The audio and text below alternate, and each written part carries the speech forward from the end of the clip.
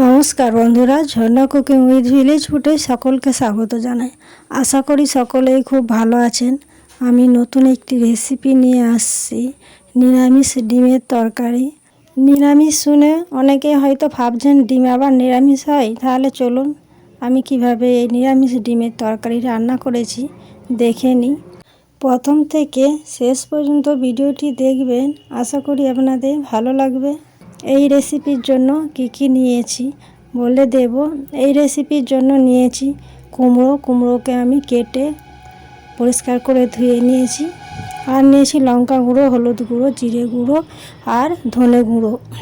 আর নিয়েছি ধনে পাতা কুচি আর দুটো কাঁচা লঙ্কা আর আদা একসঙ্গে বেটে নিয়েছি। আর টমেটো কুচি, ফোড়নের জন্য নিয়েছি কালো জিরে আর বেসন।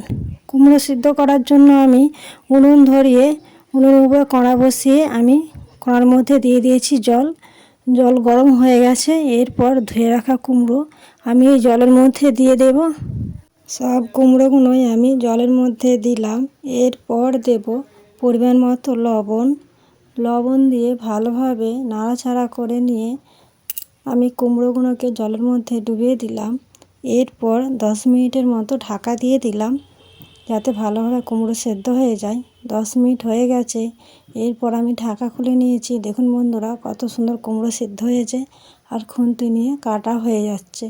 এরপর আমি ছাঁকনি করে এই জল থেকে কুমড়োগুলো ছেঁকে ভালোভাবে তুলে নেব এই থালার মধ্যে। এরপর সিদ্ধ করে রাখা কুমড়ো আমি খুন্তি করে ছোট ছোট করে কেটে নিচ্ছি যাতে ভালোভাবে কুমড়োগুলো চটকে নিতে পারি। আমি তাই গ্লাসে করে খুব সুন্দর করে কুমড়ো চটকে নিচ্ছি। আলু ভাতে যেভাবে আমি চটকে নিই সেভাবেই কিন্তু চটকে নিচ্ছি। খুব সুন্দর করে চটকে নিয়েছি। দেখুন বন্ধুরা, আপনারাও এইভাবেই কুমড়ো চটকে নেবেন। এরপর আমি এর সঙ্গে কিছু গুঁড়ো মশলা দেব। এরপর দিলাম হলুদ গুঁড়ো আর লঙ্কার গুঁড়ো আর পরিমাণ মতো লবণ আর দিলাম বেসন। এরপর সব উপকরণগুলো দিয়ে আমি কুমড়োর সাথে ভালোভাবে মাখিয়ে নেব।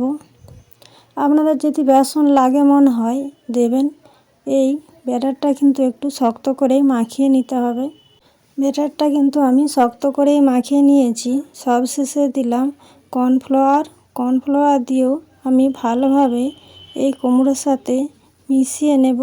শক্ত ডো তৈরি করে নিয়েছি। এরপর হাতে অল্প সর্ষের তেল মেখে নিয়ে অল্প ডো নিয়ে আমি ডিমের আকার তৈরি করে নেব। 2 হাতে তালু দিয়ে আমি যেভাবে তৈরি করছি আপনারাও সেইভাবেই কিন্তু ডিমের শেপ তৈরি করে নেবেন।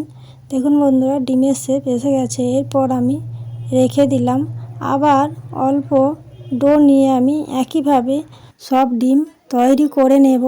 আমার এই ইউনিক রেসিপি আপনাদের কাছে কেমন লাগলো অবশ্যই কমেন্ট করে জানাবেন। দেখুন বন্ধুরা, কত সুন্দর ডিমের শেপ আকারে তৈরি হয়ে গেছে।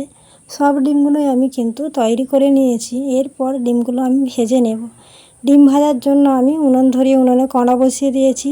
কড়া গরম হয়ে গেছে। কড়াই দেব পরিমাণ মতো সাদা তেল গরম করে নেব। তেল গরম হয়ে গেছে। এরপর ডিম ভেজে নেব। দেখুন বন্ধুরা, ডিমের আকারগুলো কিন্তু খুব সুন্দর হয়েছে। নিচে পিঠ একটু হতে সময় দেব। আস্তে আস্তে আমি ডিমগুলো কিন্তু উল্টে পাল্টে লাল করে ভেজে নেব। একটু সময় নিয়ে আমি ডিমগুলো কিন্তু লাল করে ভেজে নিয়েছি। ডিম ভাজা আমার হয়ে গেছে। এরপর কিন্তু আমি এই ছাঁকনি করে ডিমগুলো এই থালার মধ্যে তুলে নেব। দেখুন বন্ধুরা, ডিমগুলো কত সুন্দর ভাজা হয়েছে আর ডিমগুলো ভেঙেও যায়নি আর কড়ার মধ্যে লেগেও যায়নি। দেখুন যেন সত্যিকারের ডিম লাগছে। একইভাবে কিন্তু আমি এই গরম তেলের মধ্যে একটা একটা করে ডিম দিলাম আর একইভাবে উল্টে পাল্টে লাল করে কিন্তু আমি ভেজে নেব। সব ডিমগুলোই কিন্তু আমি এইরকমভাবেই ভেজে নেব। একইভাবে দেখুন বন্ধুরা, আমি সব ডিমগুলোই ভেজে নিয়েছি। ডিমগুলো কিন্তু সুন্দর গোটা গোটা হয়ে আছে। এরপর আমি এই ডিমের একটা সুন্দর রেসিপি বানাবো। ডিমের রেসিপিটাও কিন্তু আমি নিরামিষই বানাবো। পেঁয়াজ রসুন আমি কিছু দেব না। ফোড়নের জন্য দিলাম কালো জিরে একটু ভাজা হয়ে গেছে। এরপর দিলাম টমেটো কুচি আর দেব আদা আর কাঁচা লঙ্কা বাটা দিয়ে ভালোভাবে নাড়াচাড়া করে আমি ভেজে নেব। আদার কাঁচা গন্ধ চলে গেছে আমি এরপর কিছু মশলা দেব।